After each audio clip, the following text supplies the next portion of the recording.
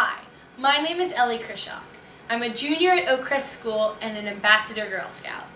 But most importantly, I'm a girl who loves STEM.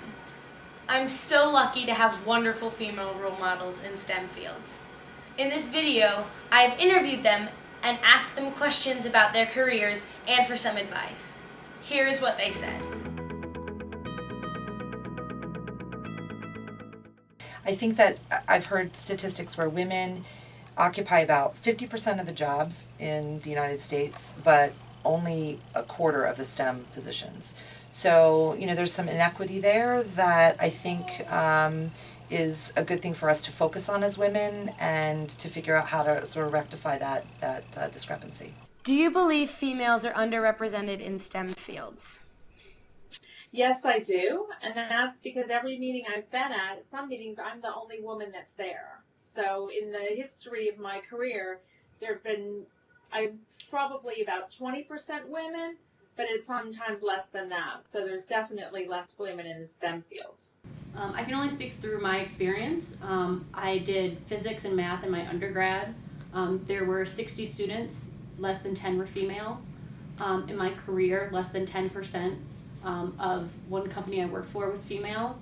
I've been in the field for 10 years now, and I just started working with a company that has an equal female to male ratio with all the colleagues. So for sure we're underrepresented.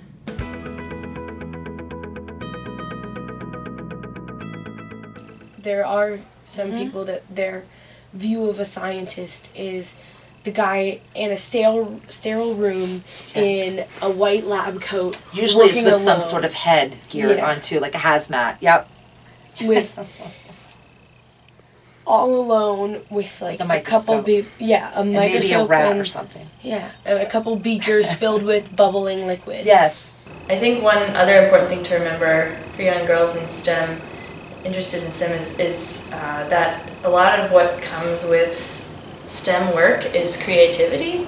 And so a lot of people think of it as a kind of a boring, like, you're by yourself at a computer or you're in the lab, wearing goggles or something, doing this drudge work all day. But there's a lot of creativity involved, similar to the kinds of creativity, the parts of the brain that you might use for art and dance and the other types of fields. So I think that's important to remember, and then just how social a lot of STEM fields are too. A lot of women, I think, are discouraged from being involved in STEM because they think they won't be, working on a team or working with other women or helping people or saving the world or whatever thing they might want to do that's sort of a social piece of that. Women should remember that STEM really is a social activity. Girls don't get encouraged at a young enough age. If you say, do you want to be a scientist, they'll say no. But if you say, do you like to discover things? Do you like to find out how things work? Do you like to make your own decisions on things? They'll say yes. So the things that involve science, they actually like to do, but they don't know that's science. I think girls tend to, veer towards more of the social sciences as opposed to computer science, math, and, hard sciences. And so I do feel that way. I think that, the key to wanting to study all those things is really just a curiosity about how things are made, how things work, wanting to work with your hands. And there's science that can be applied to so many things that we sort of don't associate with science, whether it's the chemistry of makeup, how things that you put in your hair work. So we can relate, we can, apply science to so many daily aspects of our lives, and I think making it more approachable will probably interest more people, men and young women. But I also know people that are worried about the inverse, that that people are going to find out that they're in a STEM field and then just assume a lot of things about them, that they are a nerd, that they, don't like feminine things because they are this classic female nerd.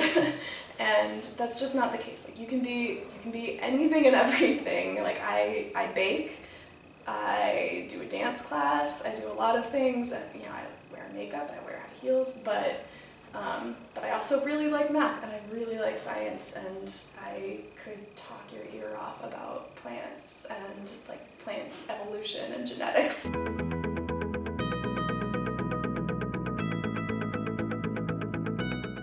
I kind of knew what I wanted to do fairly early on, and it just never changed. Like, that direction just kept going. Looking back, my first kind of real excitement about science was in 7th grade. So it was a life science class when we were working with microscopes and looking at microscopic organisms. And the live cultures of protozoa really got me very excited to realize that there's a whole world that I wasn't seeing with my own eyes. That really got me very excited about STEM and about wanting to research more. There had been an ad for a science camp at Florida Institute of Technology, which is in Melbourne, Florida. And I drooled over that when it showed up on the bulletin board at the high school, and I'm like, I want to go to this so bad. Because I had already decided I wanted to be a scientist, and I was leaning towards meteorology, but I was also thinking about physics. And I begged, I told my parents, I really want to do this. And so I applied, because you had to get letters of recommendation or whatever. And I got accepted, and then I babysat the heck, because my parents said if I earned enough money, I think it was like $200 for the week-long or 10-day, maybe it was 2 weeks, camp in Florida, that they would find a way to make it happen. You have to do something that every day you love doing and seeing the results of. And that is what I get to see with my students, and also what I get to see in science, is that something that you've been working on finally comes to fruition, or that you get to see, wow, work, or why it works, or you get to discover something new. So it's a wonderful career for people who love a challenge, who love to discover new things, and love to work with their hands and be asking questions all the time. I'm probably of average intelligence. I just work really, really hard. And so I think the reason why I've been able to follow this path is just that I work really hard. And I think that's critical. There are people that are really smart that can ace things. That's not been sort of me. That's not how I learn. And so I think recognize that everyone learns in a different way. Some people it's pretty easy, and other people have to, hit the books and study things for a couple of hours before it makes sense. And I like to play games with the work, so it makes it more fun. I like to give things nicknames or, associate it with things that are important and fun, whether it's food or, makeup or things that I like to do. So I just try to keep it interesting, and I work really hard at it. I think I was able to succeed in a STEM career because of my great professors, but particularly because of great mentors. Among my professors and teachers at the high school level, but most importantly at the college level and graduate school level, at every stage of my studies, I had a great mentor among my professors to encourage me and to talk about not just the academic side of studies, but also just life, and gave me the support needed to gain the confidence to keep going, even with opposition. The weather is everywhere in the world, and so there are jobs in weather all over the world, and at all 24, and the weather never stops, 365 days, 24 hours a day. I think my background in STEM has gotten to me where I am, mostly because of what I think of STEM as being about problem solving. Because of my STEM background, I'm not afraid to try different things. Maybe the experiment will fail. Maybe that what we try to solve this problem won't work, but it's still worth trying.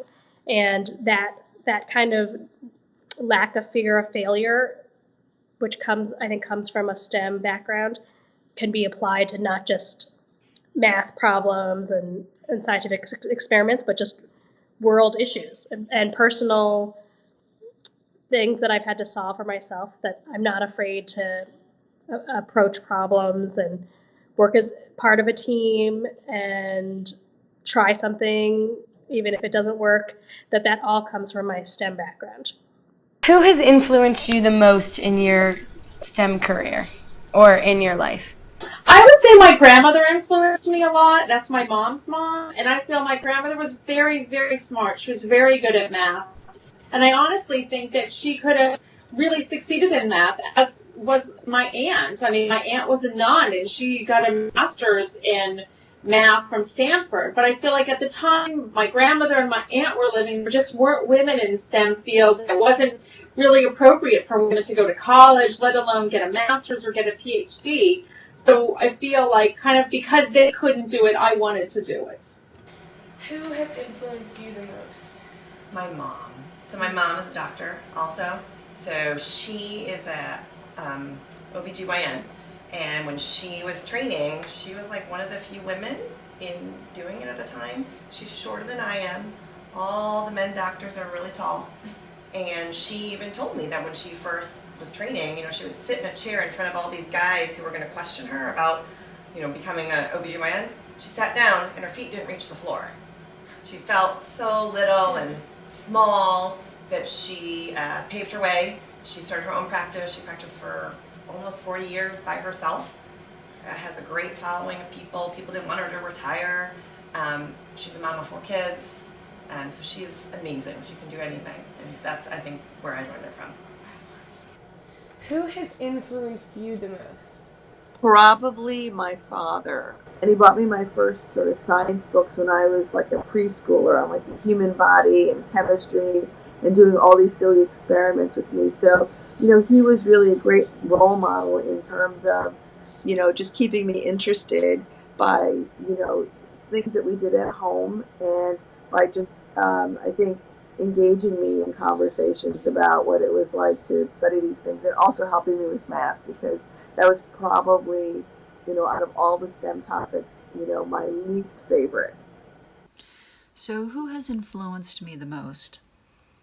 For me, I think that would probably be my paternal grandfather and my maternal grandmother, who in their own ways really encouraged me to go outside and just spend time in the natural world and pay attention to what kind of birds there were, what kind of butterflies might be flying around, to poke at things under rocks and look at what's in streams and puddles.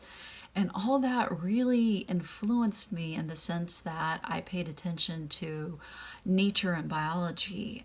When I grew up in my little hometown, I didn't realize it, but the lady across the street for me was a naturalist who led amazing tours of nature and ecology long before. She had a greenhouse in her backyard in the 1950s, And the guy next door on the other side of my parents, my dad was a construction worker, but the family next door, I found out he had invented a part that's in a radio telescope, and he had a patent on it. And he did that all from his back garage.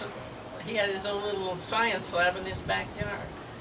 And we, kids in the neighborhood would poke our head in, and he would always take a few minutes and show us what he was doing. Having amazing people to help you and keep your eyes open. When I was in 5th grade, I was assigned the task of, like many all the students in my class, picking a role model out and writing a paper about them, a biography. And I picked Cal Ripken Jr., who at that time had just set the record for the most consecutive games for playing baseball on the Baltimore Orioles. Now you may think, how does this relate to science? Well, to play on a top level team for that long takes a lot of commitment and a lot of excellent skills. So these are values that are also necessary for maintaining a career in STEM fields.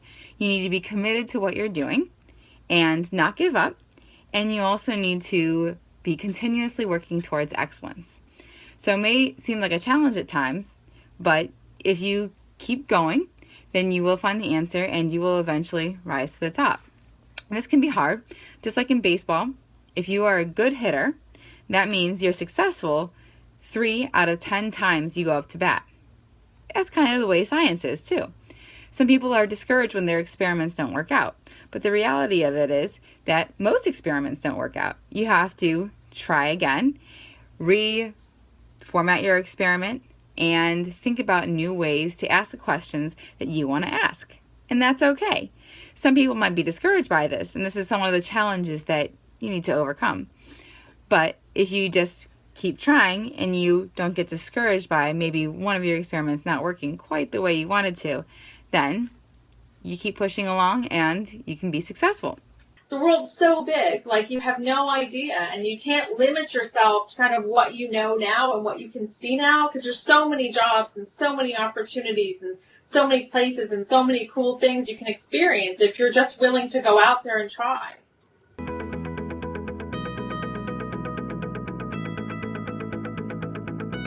I came out to Virginia to work on developing a concept for a new kind of spacecraft technology, and so this is back in 2012, even 2011 maybe. We were developing this concept and getting funding for it, and it's been quite a few years since then, and finally we had something launched in March, this is 2018, and got to see videos and pictures of this satellite on orbit that I helped conceive of back in 2012, and got to work on that whole time, all 6 years, and it's really a couple of new different kinds of technologies that'll enable a lot of new space-based capabilities, and it's just exciting to sort of see something come to fruition when you've been working on it so long and working on it from the very beginning. So that's my most exciting thing lately. My boss got a call from a rock and roll promoter who was doing a big concert with Fleetwood Mac and REO Speedwagon and Ted Nugent and a bunch of others at Kansas City Chiefs Arrowhead Stadium. And the promoter had insured it against loss due to rain, because it was one of these summer concerts that started at noon and went till midnight. The insurance company said if it rains, you have to have a meteorologist certify how much rain fell. My boss calls out and goes, anybody want to go to a concert at Arrowhead Stadium? You'll get paid $50. You get 2 backstage passes, and you got to take a rain gauge. In grade school, we didn't learn computer science, which I think is just absolutely fascinating. And I think the ability to incorporate, multimedia, videos, graphic arts, computer science and coding, I think those are so important, and they take science and math to a whole new level.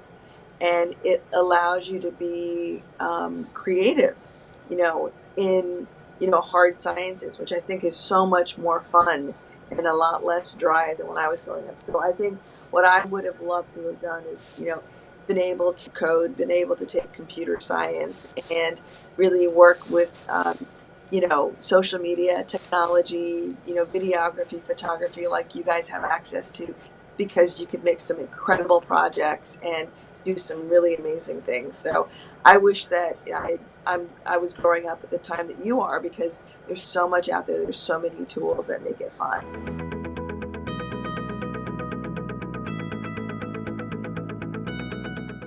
I love performing, so it's really fun for me to get in front of a crowd of 3,000 people and do a science show. It's just, I've got adrenaline coming out my ears. It's so much fun for me. And I love fire. I respond to it. When I light something on fire, I get just this crazy amount of happiness that goes through my body, and it's fun. Why do you do what you do? Because I love it. It drives me, it motivates me. It gives me a feeling, that I'm doing something for the society. You need to be, socially responsible. So in medicine, recently actually there have been a couple studies that showed that women doctors had better outcomes for their patients. So that a month after surgery or after hospitalization, their patients had a little bit better recovery, didn't get rehospitalized, didn't get sick again. And so they looked at, women are doing a great job at following guidelines, doing what they're supposed to do, and talking to their patients so that the patients are doing better. So why not more women doctors? What does a typical day at work look like for you? Okay, that's hard because it's always different, which I love. I'm high energy. You can probably see I'm having a hard time sitting still. I go.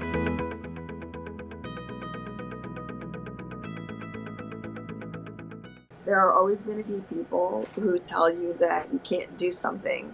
And when I was training in surgery, there weren't a whole lot of female surgeons. And then in vascular surgery, it was the same. I'm okay with being like 100% as a parent some days and maybe 75% other days. And my kids understand that. So I think you just gotta, go with the flow and do what you can. And on the first day of work, my dad called me and he asked me how it was going.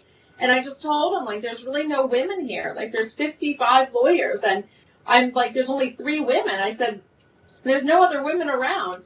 And my dad gave me very good advice. He said, as long as there's a ladies' room, you can always succeed. You just have to go to a place that has a bathroom, and if they have a bathroom, then they're ready for you. They just haven't gotten enough women there yet.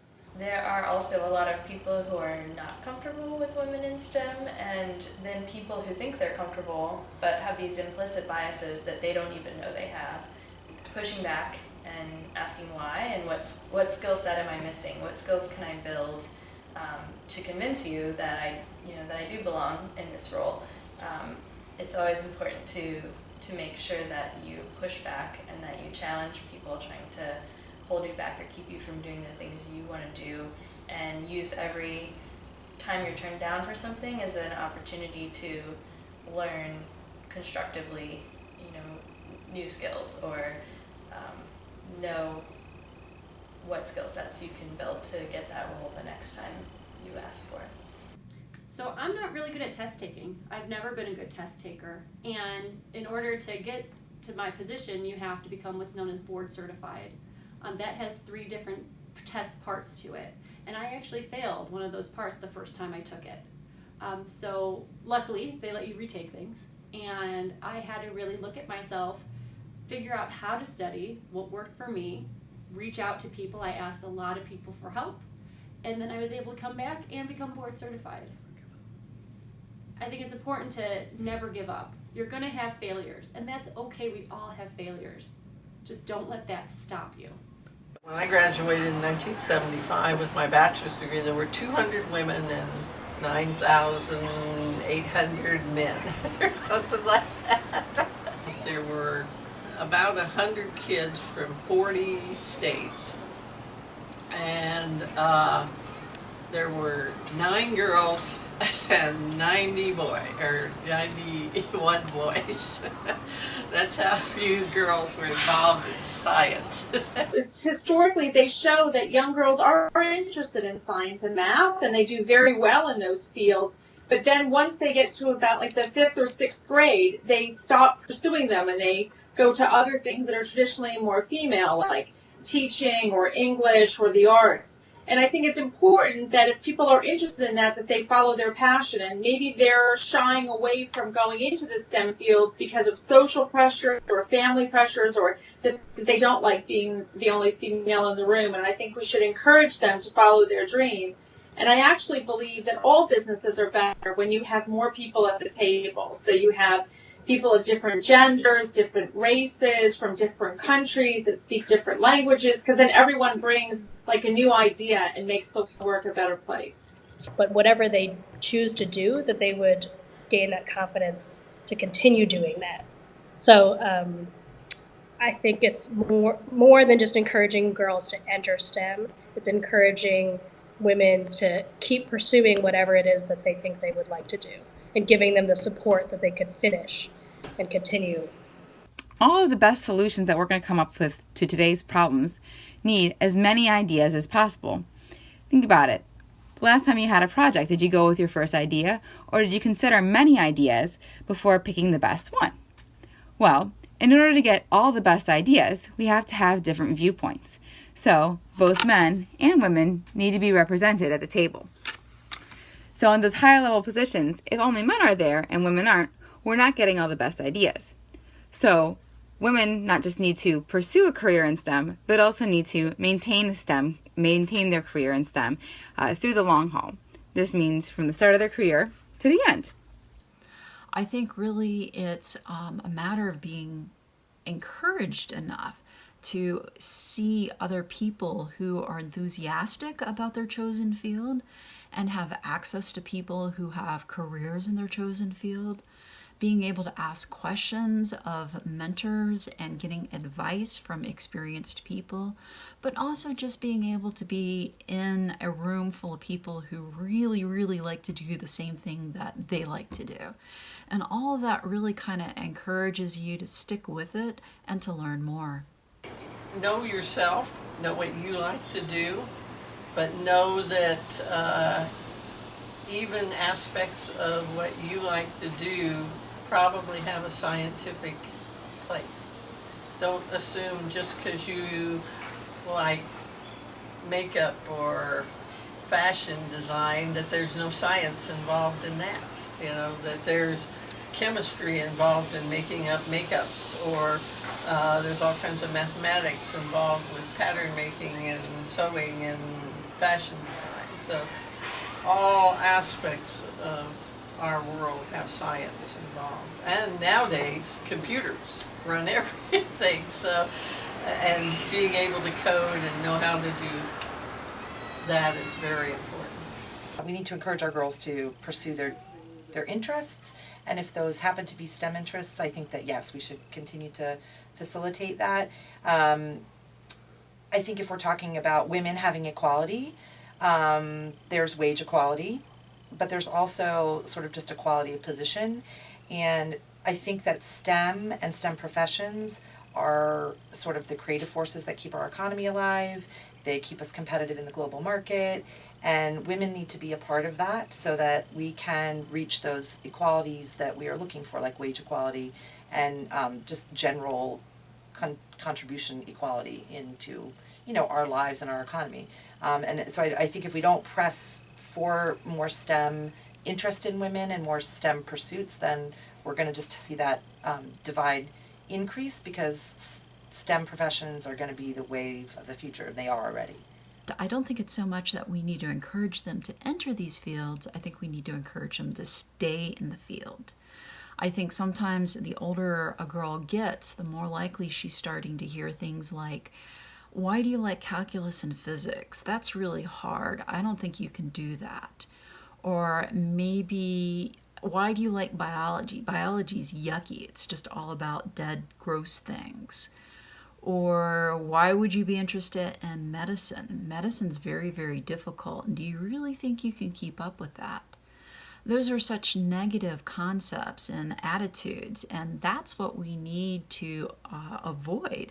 We need to keep young women in those areas that they're interested in and tell them that those comments don't really matter, that if you want to do physics or astronomy or calculus, go do those things. And there's no reason why you should avoid a subject because it's gross or yucky. If that's what you really like, then listen to yourself, have faith in yourself, go learn that, and ignore those negative voices. They're not there to help you.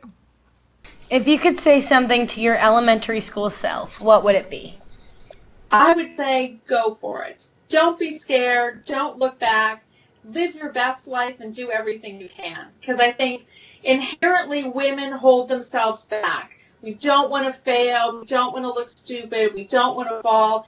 And we hold ourselves back. We live kind of in the center, whereas other people, men tend to live more on the edge. So I say it's a crowded world. Live towards the edge. You know, make your own space. Do what you want to do. Don't let other people kind of put you in a corner.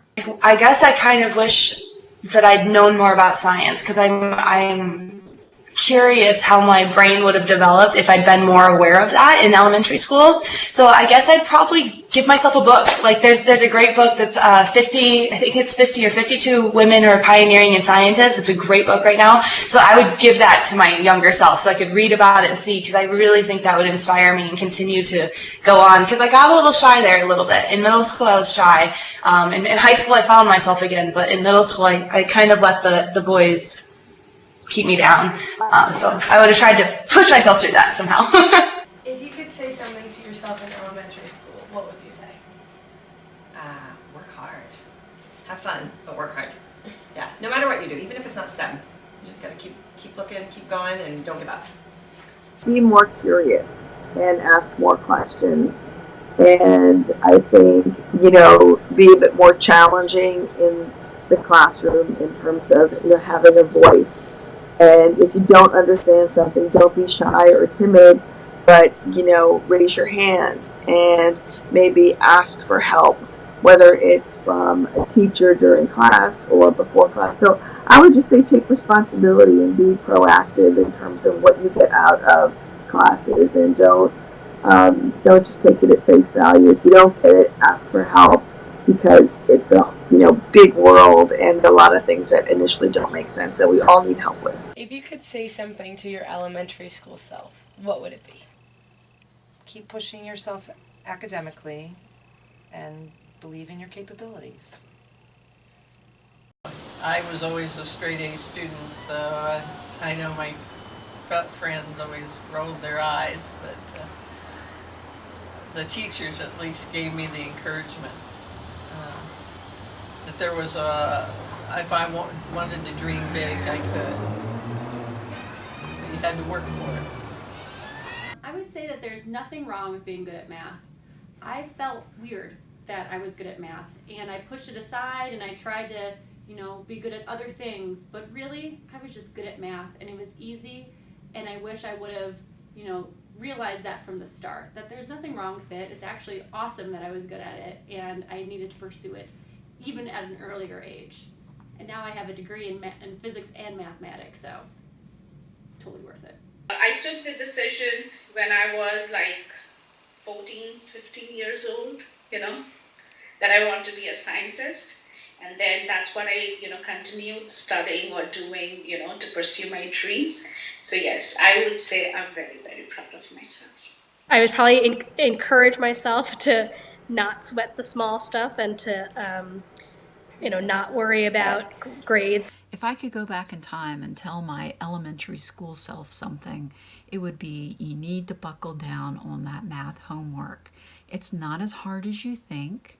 And if you have questions, you should talk to your teacher and have somebody explain it better. You're just learning what you have to know in order to get from one test to the next, and that's not going to pan out later on in high school. You really need to get those concepts down pat. And there's no shame in asking for more help when you need it. So go practice those problems, do a better job on your homework, and ask more questions of your teacher.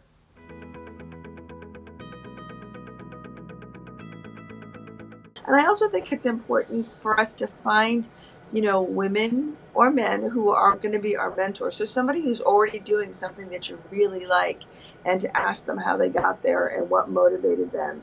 And to take, volunteer opportunities or jobs that, sort of interest you in the STEM sciences, just so you know what it's about. It may sort of rule out one area for yourself, or it may open a whole new world. So just keep the dialogue and the conversation going. Videos like this are good because they show that there are women out there in STEM fields that are having a great life and really enjoying it.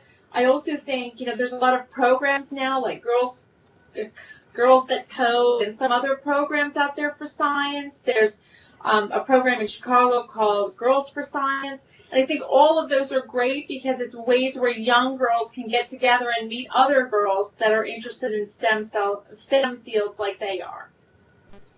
And I also think creating awareness helps. Just the fact that people have written books about it, and there's such a push now to get more girls to enter the STEM fields. I think all of that raises awareness and makes girls want to go into the field.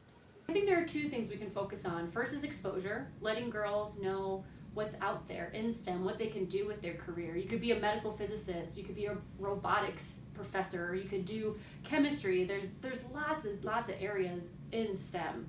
And then also support girls that are interested now in STEM programs. Don't make anyone feel awkward. I loved video games as a child. I love constructing stuff. I like getting dirty. And I think that should be encouraged for females and young girls to participate and be proud of.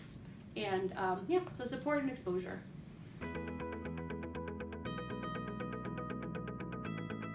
So that no kid feels like their gender is dictating what fields are available to them to go into. Just making it known and like making all of the resources available to them so that whatever they do decide that they're interested in, including STEM fields, are available and are good options for them to think about and pursue. Don't give up, whatever you do, don't give up. But the biggest thing is ask questions. And so that's where I gained a lot of my knowledge. I have a hard time reading. I'm actually a little bit dyslexic, so things bounce around a little bit. And so for me, when I was younger, I didn't realize that that's what was going on. And so I just loved talking about things, and I always was asking questions. So You want to believe in your capabilities, try to look in your environment about ways that you can encourage your interests. So for instance, if you've got a third grader that is interested in bugs, you as the parent or you as that teacher say, let's go to the library, let's check out a book about bugs, let's read it together. Even if you don't want to learn anything about bugs, again, I think it starts simple things like that. Don't be afraid. Try everything that's available for you. If you have parents or teachers or advisors that are willing to go out on the limb and take you to a camp or take you as a, to shadow, take the chance while you can, because once you get older it gets too busy and sometimes you can't. So anytime that you can have an opportunity where you can learn something, even if you're like not sure that you're going to like it, do it anyways. You might surprise yourself. Keep being curious, keep being persistent. No one grade or one test or one subtopic, in a STEM field is going to define you. And don't get caught up in the small stuff. I mean, the small stuff is very important, the numbers and the science behind things, but don't let, don't let one area or topic ruin the whole sort of big arena, big world of STEM. So, for example, I loved chemistry and physics. I really did not like biology, and if I hadn't, just kept my mind open to biology, I probably wouldn't have, pursued a pre-medical career. So, I really didn't like insects and bugs and, studying the human body on certain levels, but I loved chemistry and physics. So if I think I had shut myself out to biology, just saying that, it wasn't as fascinating, then I wouldn't be where I'm at or be a physician. So, you will find other parts as you, get deeper into certain areas that you really like, other things that you don't like or maybe are not as good at won't matter so much. So just be persistent. My biggest advice would be to explore the field. Science, technology, engineering, math is humongous. And I think I didn't even know my field existed when I was in high school. So to explore the different fractions and the different areas, I think it's really important. And there's lots of ways. With the internet out there, you can Google anything. What I did when I was young and in high school, I actually found a local lab and shadowed a physicist that was there. So a lot of people are super excited about their field, and they're really excited to share it with other people. So don't be scared to send an email, to call a lab and see what kind of opportunities they allow for young people to come and see and really get hands-on. And like I said, just explore. Really get out there and look at all the different areas that exist out there. Dive right in and learn as much as you possibly can about the field that interests you the most. Read books, watch videos, go to museums if that's your thing, or go to a laboratory if that's your thing. Get to know people who are doing the thing that really, really makes you interested. Ask questions, read. I just can't emphasize that enough. The more you learn about your chosen field, the better you'll realize what makes that field unique and whether you're suited for it, or maybe there's some similar field that might even suit you better. But above all, ask questions, learn as much as you can, get to know as much as you can, and then just, go with it. And so for me, that's the hardest part, is learning how to be in the academic world and make sure that I am respected for my brain and not accused of just being like a body and a face. That's the hardest part, to be honest. So if you get judged on that, just keep going. Like pretty girls, you gotta stick together, find your friends, like just plow ahead.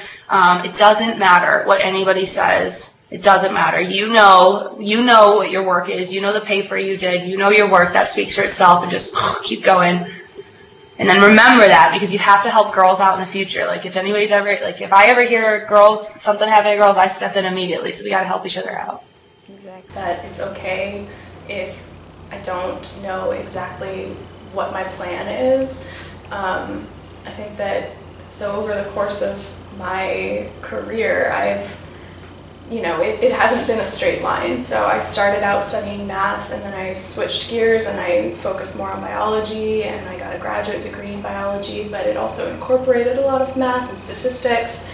And now I do more statistics, so I kind of ended up back in the math world, and now I'm beginning to foray more into programming. So it's okay if you don't have a set plan, and also it's okay to change your plan if you do have a set plan. If you find something that is really interesting to you and you want to pursue it, then pursue it, but don't stress if you're still figuring it out or if you need to change the track. And I think of STEM not just as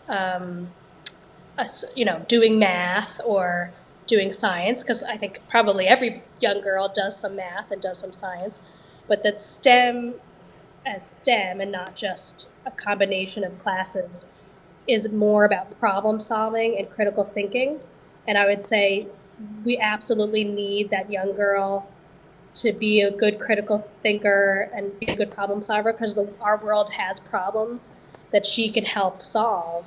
But you have to be cautious to understand that you can't be like the penultimate everything. It's all your passion, it's all your dream. Being in STEM requires a lot of dedication, a lot of self-motivation. You need the right kind of, environment surrounding, but you need to have that self-motivation, Me being a young girl, I had that self-motivation. I mean, I would look up to my teachers, but that curiosity is the thing that drives you, your passion, what you want to do in life. There's some research to back this up, that women tend to assess their skills as being lower. They tend to question their abilities more than men do on average. And so I would say to just be cognizant of that. So if you do find yourself questioning whether or not you really deserve to be there, whether or not you're qualified, to just keep that in mind. And it's good to question that, because it'll encourage you to push yourself. And if you do think you can improve, then by all means, definitely try to do that. But just don't let it discourage you. Don't let it paralyze you. And just be aware that you might not be evaluating yourself. I mean, you're definitely not evaluating yourself objectively. The good guys are not intimidated by smart girls. I'm just going to put that out there.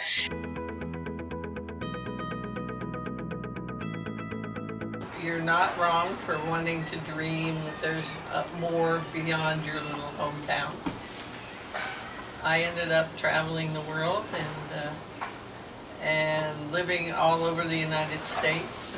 Here, it's a land for dreamers. It's a land for achievers. I mean, anything you want to do here, it's possible. You just need the motivation. But I firmly believe that if you follow your passion, something that you're interested in and you're curious about and you read about and want to learn more about, if you follow that, you will be successful, because every day you will wake up and you will try to work harder and you'll be motivated to learn more. And they really say that curiosity is what distinguishes people that strive and people that don't. So I would say, if you're interested in STEM, you should follow it, because if you follow your passion, you'll always be successful and you'll have a really great life. You are smart. You are talented. You are amazing. Remember these things when doing anything with STEM. I know there's not as many girls right now, but if girls like you stay in STEM and keep on pursuing your interests, I'm sure there'll be the same number of girls and boys in no time. Take advantage of all the opportunities you're offered. There are amazing mentors and guides all around you. Keep on pursuing your STEM dreams. Hearing what somebody has to say that went into this profession when it was not even 25% women in the STEM field, they're able to see they were able to increase it, so now it's our time to increase women in STEM. And follow our passions, and now that we are living in this time when women can do everything, I can do the thing that I want to do.